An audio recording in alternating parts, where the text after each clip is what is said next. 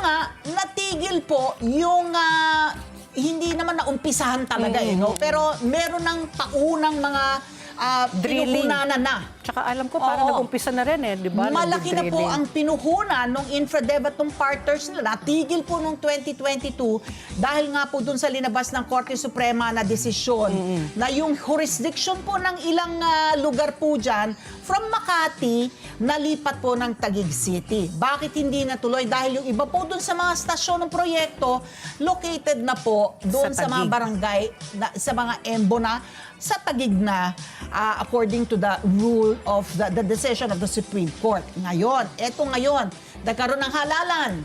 Yung si Mayor Abby Binay, tumakbong senador, hindi po nanalo. Samantalang si Senator Nancy Binay, tumakbo bilang mayor. Siya po ngayon ang mayor ng Makati. Ayon kay Mayor Nancy Binay, yung previous administration ng kanyang kapatid na si Abby, pumasok daw po sa isang kasunduan with Philippine Infradev noong June 23, ilang araw, which is about a week, bago po matapos Last yung day. kanyang termino ng June 30. Etong bagong city administration, sila, ni Mayor Nancy, ito daw yung settlement, obligado silang magbayad, yung city government po ng Makati, ng almost 9 billion pesos, 8.96 billion to be exact sa Infradev, within 90 days from the issuance of yung consent award by nung Singapore arbitration na pinasok po nila. Kasama na natin sa ating linya para marinig po natin yan na in detail ang Makati City Legal Officer, si Attorney Ava Marie Ramel. Attorney Ava, magandang umaga po and welcome to Good ASPN. morning, attorney. Thank you very much for accepting our invitation. Ayan, okay. Okay, yun pong pinasok na kasunduan, Attorney Ava, pwede mong i-detalye sa amin yun at ano po ba ang posisyon ng Makati City Government, particular po si Mayor Nancy Binay, patungkol po sa pagbayad ng 9 billion pesos po sa Infradev. Kasi kung titingnan mo offhand, parang makatarungan naman kasi ang laki na nung pinuhunan ni Infradev. So ibalik mo na lang sa kanya yung pinuhunan niya para matuloy na yung proyekto. Attorney Ava. Opo. So, i-discuss ko muna kung ano yung nilalaman.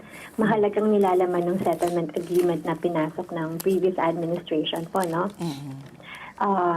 Doon po sa settlement agreement, kailangan po magbayad ng Makati City ng 8.9 billion pesos within 90 days po from issuance of the consent award na ang mag-i-issue po yung Singapore International Arbitration Center. Sa ngayon po, nung nakita namin itong settlement agreement, nagulat po kami.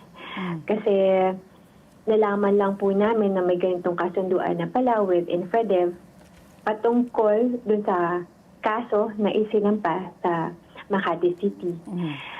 Sa totoo po, noong transition period, bago po pumasok si Mayor Nancy, tinatanong na po namin anong status ng kaso na isinampa ng Infradev sa SIAC, yung Singapore Arbitration. And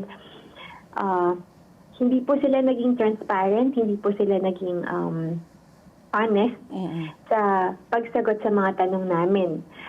Nagulat na lang po kami noong June 30, pagpasok ni Mayor Nancy, na meron na po palang napirmahang settlement agreement na kailangan pong magbayad ng 8.9 billion pesos kapag nag-issue po ng consent award.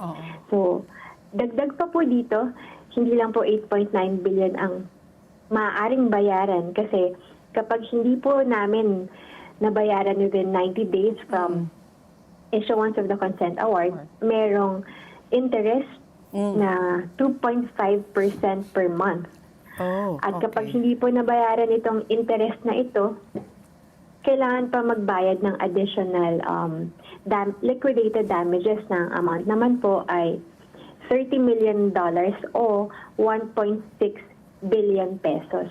So, malaking amounts po yung pinag-uusapan natin.